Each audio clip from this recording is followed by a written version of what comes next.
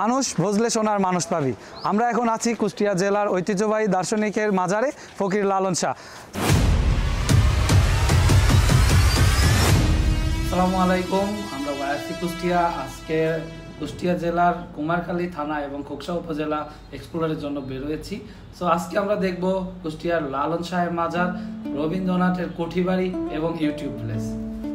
So আপনারা দেখতে পাচ্ছেন আমার পিছনে যে এই সমাধিস্থল, এখানেই শহীদ আছে ফকির লালন শাহ এবং তার শিষ্যরা আশেপাশে সমাহিত আছে।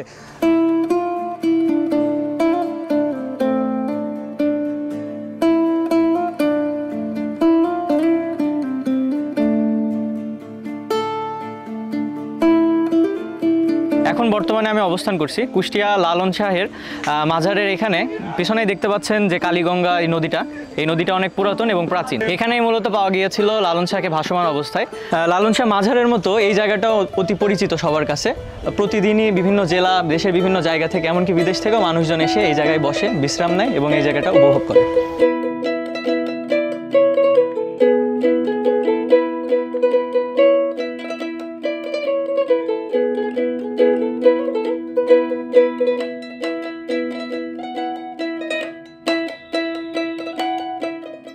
মানব ধর্মকে কিভাবে উপরে তোলা যায় সেটাই তার দর্শন ছিল, যেটা ফকির লালন শাহ লক্ষ লক্ষ শীর্ষ এখান থেকে তার এই দর্শন নিয়ে গবেষণা করে থাকে।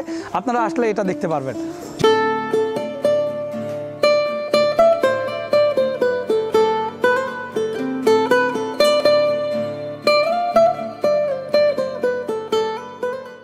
আসসালামু আলাইকুম, আমি Farhan Sadiq Shahrukh, admin of Yamaha riders club Kushtia. আজকে আমরা team Yamaha riders club Kushtia সবাই একত্রিত হয়েছি কুমারখালী ব্রিজের নিচে। ইতিমধ্যে আমরা কুমারখালী উপজেলার বিভিন্ন গুরুত্বপূর্ণ স্পট ভিজিট করেছি।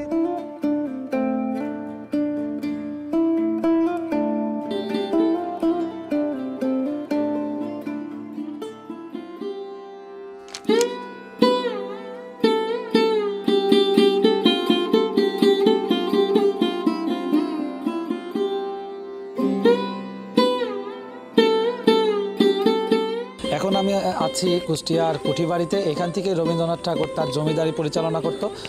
এটা বিভিন্ন ঐতিহাসিক সাক্ষী আছে। 1913 সালে গীতাঞ্জলি যেই গ্রন্থটার জন্য রবীন্দ্রনাথ ঠাকুর নোবেল পুরস্কার পায়, গীতাঞ্জলির বিভিন্ন কাব্য কবিতাগুলো এখান থেকেই লেখা। এই বাড়িতে রবীন্দ্রনাথ ঠাকুরের বিভিন্ন ব্যবহৃত জিনিসপত্র সংরক্ষণ করা আছে। আপনারা এখানে পাবেন তার হাতের লেখা বিভিন্ন কবিতা, গল্প, ছোট গল্প। কুষ্টিয়া শহর থেকে এর দূরত্ব মাত্র 20 কিলোমিটার।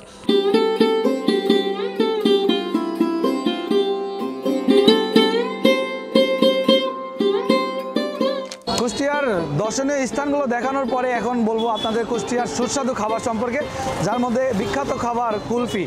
এই কুলফি কুষ্টিয়ার আসলে অনেক বিখ্যাত খাবার, যেটা আপনি পাবেন কুষ্টিয়া ঢাকা মহাসড়কের মাসুদ জমির সেতুর উভয় পাশে, দুই পাশেই আপনারা এই কুলফি পাবেন, যেগুলো এরকম রাস্তার সাইডে ছাতার নিচে বেচা হয়। খাঁটি দুধ জ্বালানোর পরে এগুলো ফ্রিজিংয়ের মাধ্যমে এই আইসক্রিম তৈরি করা হয়। যদি আসেন একবার ট্রাই করবেন, অবশ্যই ভালো লাগবে।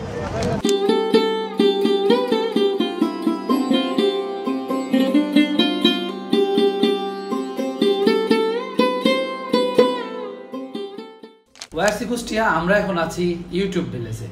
গ্রামের আসল নাম শিমুলিয়া হলেও 2016 সালের পরে এর নাম বদলে হয়ে গেছে ইউটিউব ভিলেজ। ইউটিউব চ্যানেল থেকে আয় করা অর্থ দিয়ে এই গ্রামের সামাজিক উন্নয়নের পাশাপাশি গ্রামের সৌন্দর্য বর্ধন এবং বিনোদনের জন্য তৈরি করা হয়েছে দৃষ্টিনন্দন ইউটিউব পার্ক। আসসালামু আলাইকুম, আমি আকাশ। আজকে আমরা সবাই এমন এক জায়গায় আছি, সেটা আপনাদের সবার কাছে পরিচিত। আমরা এখন আছি কুষ্টিয়ার বিখ্যাত ঐতিহ্য তিলের খাজার ফ্যাক্টরিতে, যেটা এক নামে সবাই জানে কুষ্টিয়ার বিখ্যাত কি তিলের খাজা। তা আমরা তিলের খাজা ফ্যাক্টরিতে চলে এসেছি। আসেন আমরা দেখাই যে কীভাবে তিলের খাজা তৈরি হয়।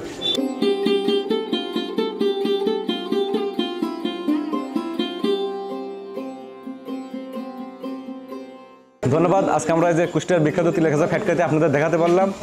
আপনারা আসবেন কুষ্টিয়াতে এবং এই বিখ্যাত তিলের খাজা ট্রাই করবেন, অবশ্যই ভালো লাগবে। সবাইকে ভালো থাকবেন, শুভকামনা রইল সবাইকে। ধন্যবাদ।